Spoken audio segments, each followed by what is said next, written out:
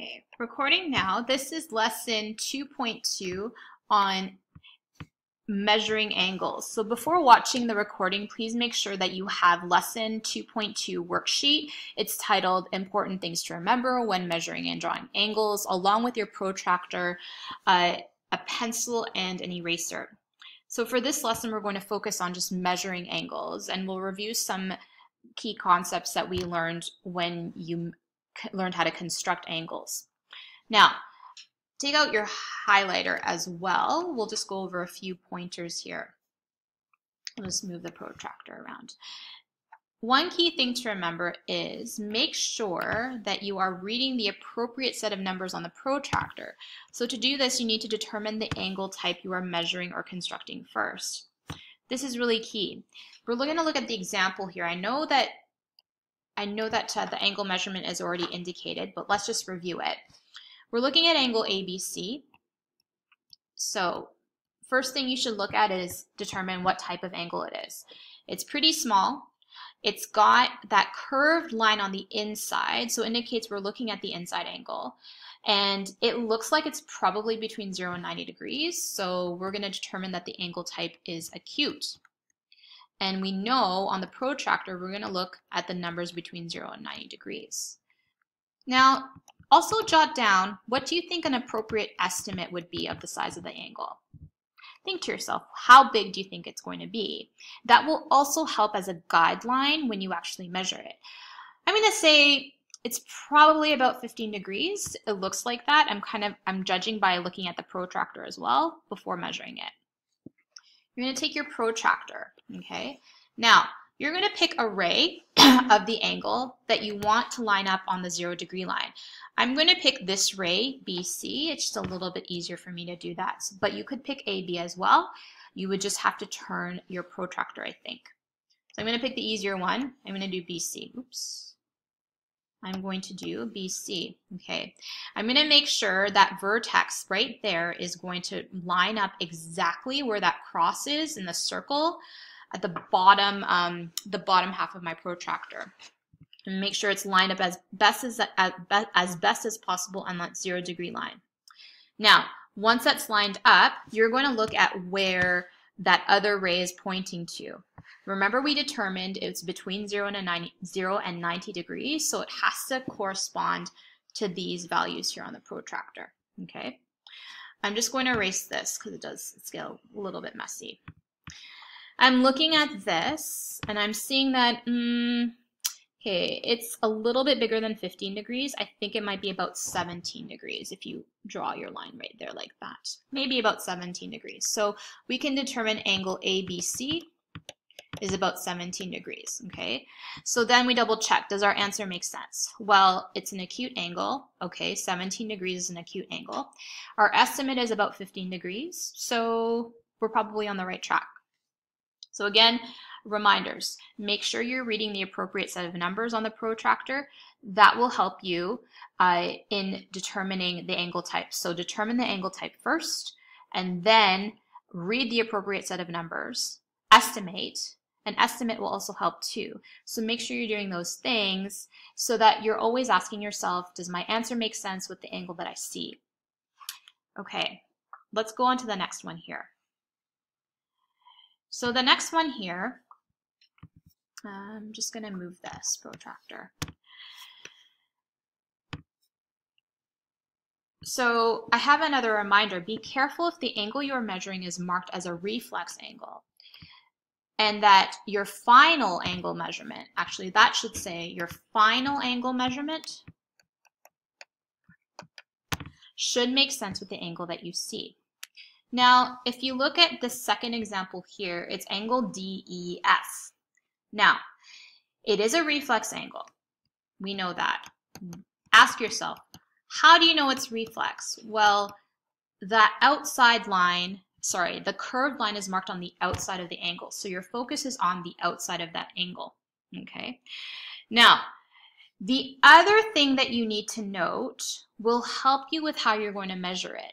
I'm not going to tell you yet. I want you to pause the recording now, and I want you to try and figure out, and go ahead and measure it if you want to before you replay it. How are you going to measure this reflex angle DEF? Is it possible to do it with a semicircular protractor?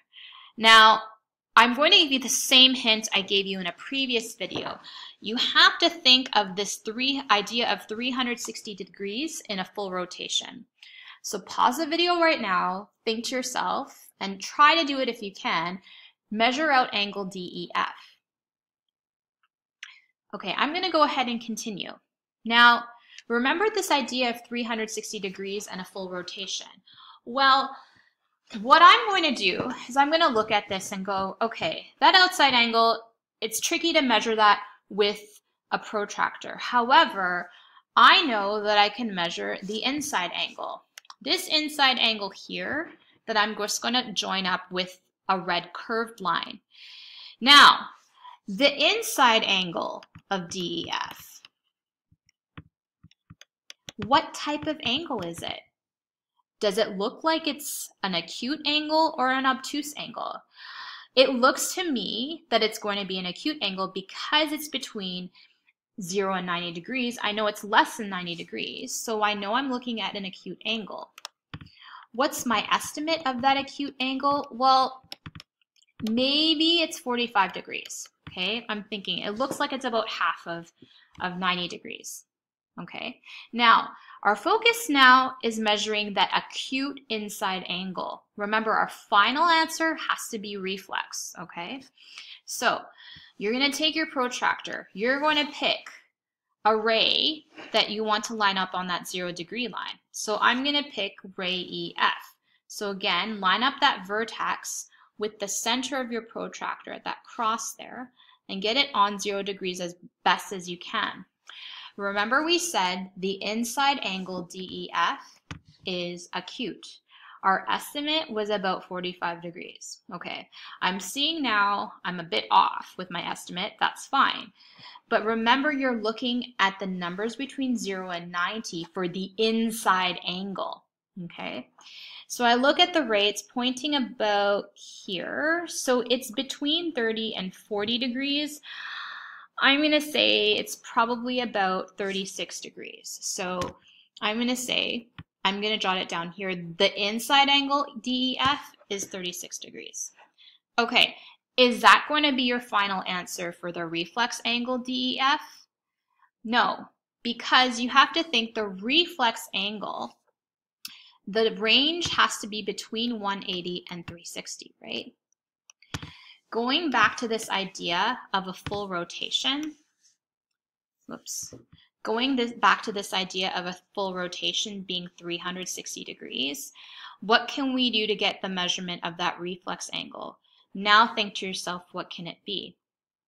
Okay, so you should have thought that, or hopefully, you're actually subtracting 36 from 360 degrees. 36 minus 360 will give you 324 degrees. Okay.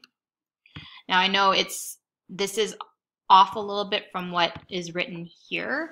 It's because I've actually expanded or made this bigger when I first printed out this worksheet. So our final angle measurement of DEF is going to be 324 degrees. Okay, sorry, I've run out of room there. So I'll go over this process again of measuring the reflex angle. Okay, so first identify if it's reflex or not. You know by the location of that curved line. And then your focus is going to be on whatever the inside angle is. The inside angle of any reflex angle is going to be obtuse or it's going to be acute. In the case of this, we determined that the inside angle DEF was acute. I estimated about 45 degrees. When we actually measured it, it's 36 degrees. Now, keep in mind, you always have to think, my final angle measurement should make sense with what I see. We actually want the reflex angle measurement.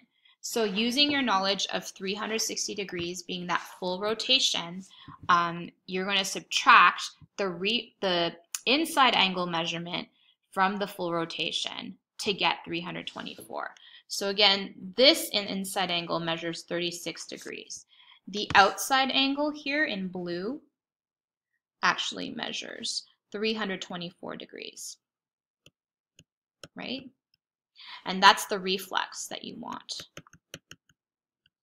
So then you think 324 degrees plus 36 degrees will give you, oh, sorry, I did the, yeah, equals 360 degrees. Okay. Okay, I'm going to do one more example here. So if you flip this worksheet to the other side, let's measure, sorry, let's measure this angle here, because I'll leave you to do that on your own, the other ones. Okay, so let's do FGH. Now, we're going to name, this means you're naming it angle FGH. Now, notice where the curved line is. Angle FGH is marked as a reflex. Okay, so we know that. Now, thinking back to our process from the other side is you have to look at the measure of the, or sorry, you have to look at the inside angle. This inside angle here, you have to determine if it's acute or obtuse. So by looking at it, it's more than 90 degrees. So the inside angle of FGH is going to be obtuse. Okay. You're going to follow a similar process to before. You're going to pick a ray that you're going to line up on your protractor at 0 degrees. So I am going to pick the ray GH to do that. I'm going to turn my protractor. And again, I keep reminding you, make sure that vertex is lined up on that middle portion where the cross is. GH is on 0 degrees. I know that the inside angle has to be obtuse. So in this case, I'm going to be looking at the measurements between 90 and 180 degrees, okay, because it's an obtuse angle on the inside. I'm looking and it looks like it's between 140 and 150. Let's see. Maybe it looks to me it's about maybe 147 degrees. Okay, so I'm just going to erase this and I'm going to say that the inside angle FGH, because it's obtuse, is going to be 147 degrees. Okay, now is that your final answer? You should think to yourself it's not your final answer because a reflex angle measurement has to measure between 180 and 360.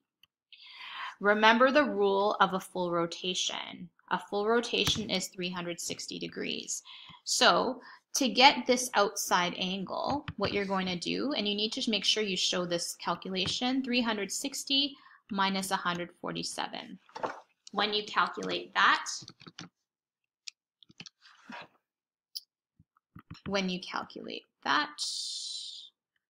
you should get about 213 degrees, or you should get exactly 213 degrees. Therefore, you know that angle FGH is 213 degrees. So that's the process of measuring angles. The only angle we didn't cover in measuring was strictly an obtuse angle, but again, you would follow the same process. You don't have to do the additional calculation you would do for reflex angles, but just make sure you keep those points in mind about identifying the angle type. Ideally, you would estimate your angle measurement first, and then you line up your protractor carefully to make sure that you have one ray on 0 degrees, and then the other ray you're looking carefully at the correct side of the protractor.